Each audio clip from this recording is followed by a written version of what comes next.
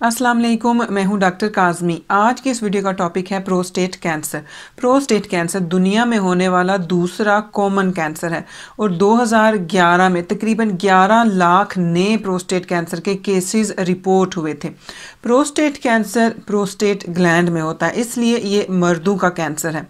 इस वीडियो में मैं बताऊंगी कि प्रोस्टेट कैंसर अगर किसी को हो जाता है तो उसको क्या अलामात ज़ाहिर होती हैं, साथ में प्रोस्टेट कैंसर होने की क्या वजूहात हो सकती हैं और किस तरह से मर्दों को चाहिए कि वो अपने लाइफस्टाइल को चेंज करें ताकि प्रोस्टेट कैंसर में मुब्तला होने के ख़तरे को कम कर सकें।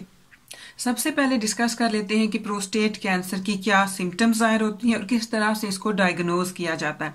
बदकिस्मती से जब प्रोस्टेट कैंसर अपनी इब्तदाई स्टेज में होता है तो एज सच कोई अलामत ज़ाहिर नहीं होती, लेकिन जब ये प्रोग्रेस करता है और अपनी एडवांस स्टेज में जाता है तो तब इसकी सिम्टम्स ज़ाहिर होती हैं, जिनमें शामिल है कि मर्दों को यूरिनेट करने में मुश्किल होती है, उनको हो सकता है कि दर्द हो, जलन हो, साथ में रात के टाइम उनको ज़्यादा यूरिनेट करने की ज़रूरत पेश आती है।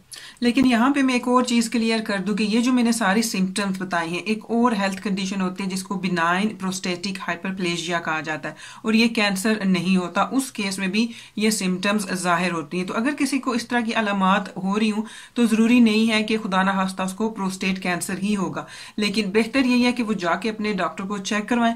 डॉक्टर उनका ब्लड टेस्ट करेंगे और फिर अगर वहां पे उनको कुछ शक शुबा होता है तो वो उनको बायोप्सी के लिए बुलाएंगे।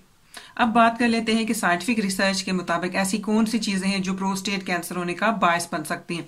तो इसमें जो सबसे पहली वजह आ जाती है वो है उम्र। बढ़ती हुई उम्र के साथ प्रोस्टेट कैंसर होने का खतरा बढ़ना शुरू हो जाता है और ज्यादातर जो केसेस हैं वो 75 से 79 की जो उम्र होती है उसमें रिपोर्ट होते हैं, लेकिन जो यंग लोग हैं उनको भी प्रोस्टेट कैंसर हो सकता है। एक और बड़ी वजह फैमिली हिस्ट्री। अगर किसी की फैमिली में किसी के भाई या वालिद को प्रोस्टेट कैंसर हुआ है तो उनके प्रोस्टेट कैंसर होने के खतरात बढ़ जाते हैं।